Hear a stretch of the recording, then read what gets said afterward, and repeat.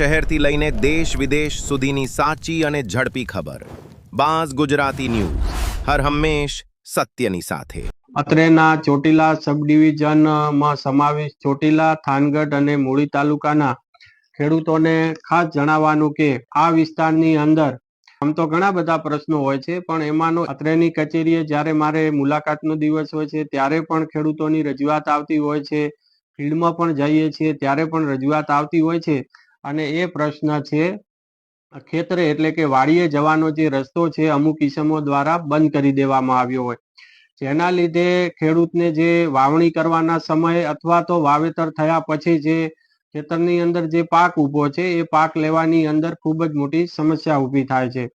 હવે આ ડિવિઝનની અંદર સમાવિત જે ખેડૂતો છે એ અવારનવાર મને મળતા હોય છે, ત્યારે અનુભવે એવું જણાય છે કે ખેડૂતો અભણ હોય છે અને એમને કાયદાનું જ્ઞાન નથી, અને એના લીધે છે આ પ્રશ્નની ક્યાં રજૂઆત કરવી, કેવી રીતે ઉકેલ લાવવો અને એમનો રસ્તો ખુલ્લો કરાવવો. એટલે આવા જે પ્રશ્ન છે એ પ્રશ્ન ખૂબ જ અગત્યનો હોય, જેના લીધે અહીંયા પણ ધક્કા ન ખાવા પડે અને આ પ્રશ્નનું નિરાકરણ આવે. જે રસ્તાના નિરાકરણ લાવવાનો એટલે કે રસ્તાની અંદર કોઈએ પણ રસ્તાને સાંકડો કરી દીધો હોય, રસ્તાને બ્લોક કરી દીધો હોય, રસ્તામાં અડચણ ઊભી કરી હોય, અથવા તો સંપૂર્ણ રીતે જો રસ્તો બંધ કરી દીધો હોય, તો આ જે એક કાયદો બનાવેલો છે એ કાયદાનું નામ છે મામલતદાર કોર્ટ એક્ટ 1906, અને એની જે સેક્શન 5 છે એ 5 મુજબ છે એ દાવો કરવો પડે. ઘણીવાર ખેડૂતો અહીંયા સાદી અરજીની અંદર અરજી આપતા હોય છે, પરંતુ ખેડૂતોને ખાસ જણાવવાનું કે આ મામલતદારની એક કોર્ટ છે, અને કોર્ટની અંદર જેમ આપણે સિવિલ કોર્ટની અંદર દાવો કરીએ છીએ એવી રીતે આ મામલતદાર કોર્ટની અંદર તમારે કલમ 5 હેઠળ દાવા અરજી કરવાની છે.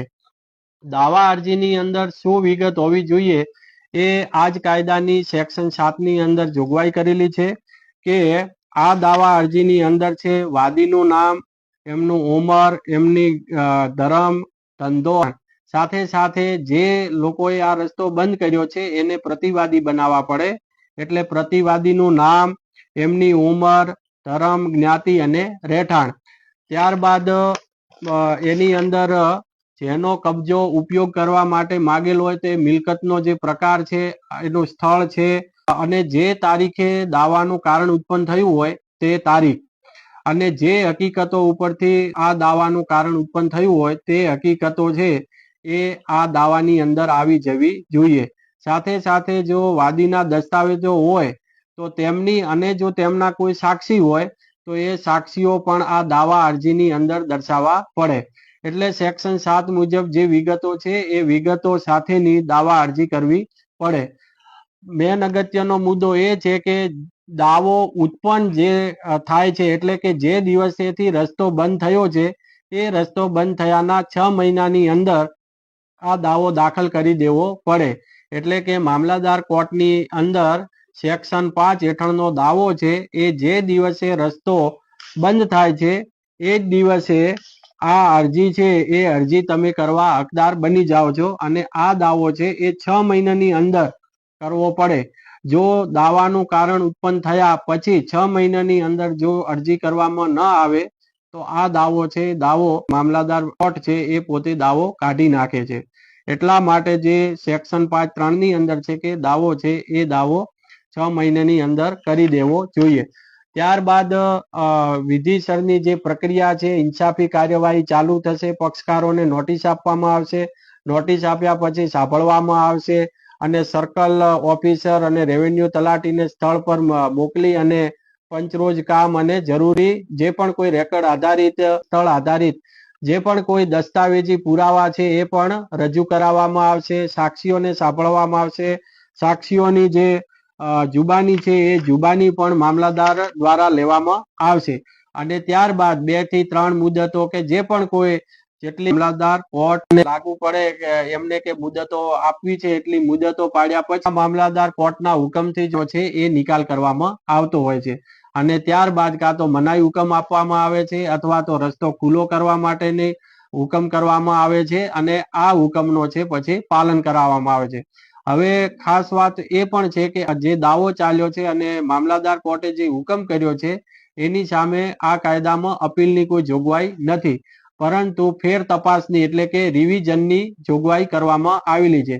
જો આ મામલતદાર કોર્ટના હુકમથી જો નારાજ હોય ખેડૂત, તો અત્રેની એટલે કે નાયબ કલેક્ટર કોર્ટની અંદર આવી અને એ રિવિઝન અરજી દાખલ કરી શકે છે.